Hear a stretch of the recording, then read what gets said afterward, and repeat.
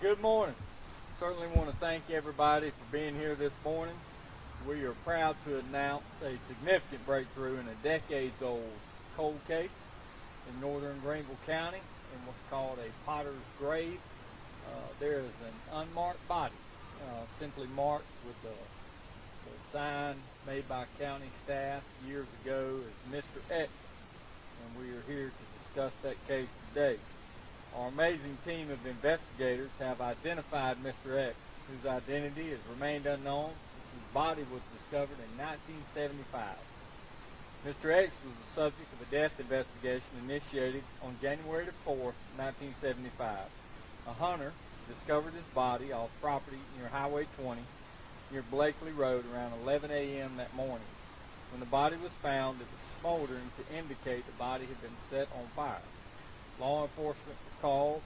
Homicide investigators began their investigation many years ago. Obviously, his death was ruled a homicide due to blunt force trauma to the head and strangulation.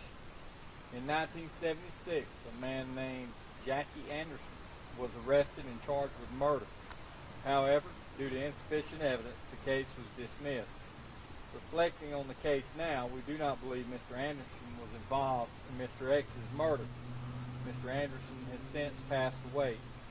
Since the discovery, Mr. X's identity has remained unknown and the case has went cold. Upon my election as sheriff and taking office on March 16th of 2020, I assembled a dedicated team to tackle every cold homicide case we have. They're standing behind me this morning. That meant putting a new set of eyes on these cases, following old leads, re-interviewing witnesses, dotting every I and crossing every T, with the goal of bringing justice for these victims and loved ones. Since the official revamping of the cold case unit in August of 2020, our hard-working investigators have solved 11 homicides that are cold cases. Today, we're pleased to announce that we have identified Mr. X. His name is Oscar James Ned of White Plains, New York. Oscar was born on April 19, 1951. He grew up in Georgia before moving to New York to pursue a college education with hopes of becoming a journalist. I became interested in the Mr. X case after listening to a local podcast by Brad Willis called Murder at 7. Happy to have Brad and Andy here today. We'll talk about them in just a minute, but they're standing behind me this morning. Inspired by Mr. Willis' podcast, we decided to re-examine the case with new advancements in technology and investigators assigned to our cold case unit. On July the 17th, 2020, we partnered with the Greenville County Coroner's Office and exhumed the body of Mr. X, again from the Potter's Field in northern Greenville County.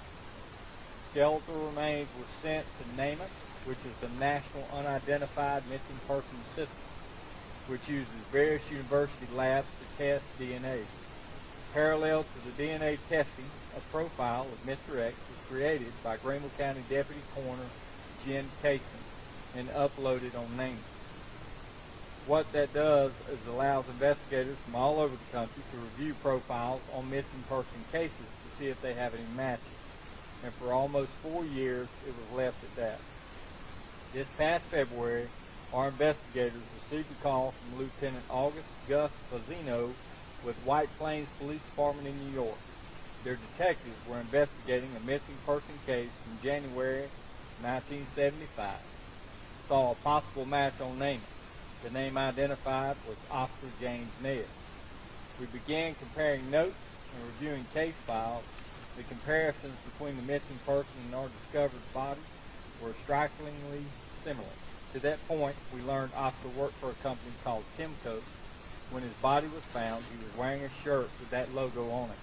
We began researching surviving family members and were ultimately able to confirm Oscar's identity.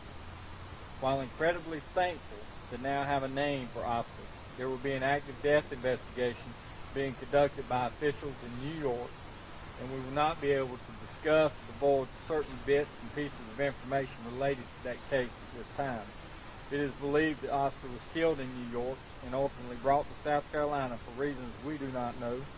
Certainly cannot speculate on this at this time, and don't want to compromise any part of their investigation. The identification is a significant step towards justice for Oscar James Ned and brings closure to his family.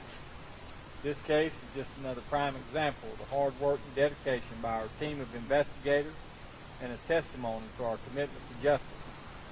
This all, again, would not be possible without the intense work many years ago of Brad Willis and Andy Etheridge, who are standing behind me, who have made sure future generations know about these type of cases. We certainly commend them for that. We do ask anybody that's listening or maybe watching, if you know something about a prior case, this is the help we need to get these solved. And it takes a community effort to get that done. So we're using the media to get that information out. And we can't thank the hard work of these professionals in the Sheriff's Office behind us who have 100% buy-in when it comes down to trying to bring some closure for these families and certainly justice to the victims of these type crimes. And, this case, it's an old one for sure. I mean, you're talking about a decades-old cold case. So, whoever was involved in this particular case, the folks that are alive that may be involved in this case, just know we've identified Mr. Ned, and we're not stopping there. We look forward to making charges for anybody that was involved in this case. Is there any questions about this case, what we talked about this morning? All right. Well, y'all have a good day. We appreciate it. Thank you for coming out. Anything you want to say, Brad? Andy? Jason? Sergeant Cox? Anything you want to say? Anybody? All right. Y'all have a good morning. Thank you.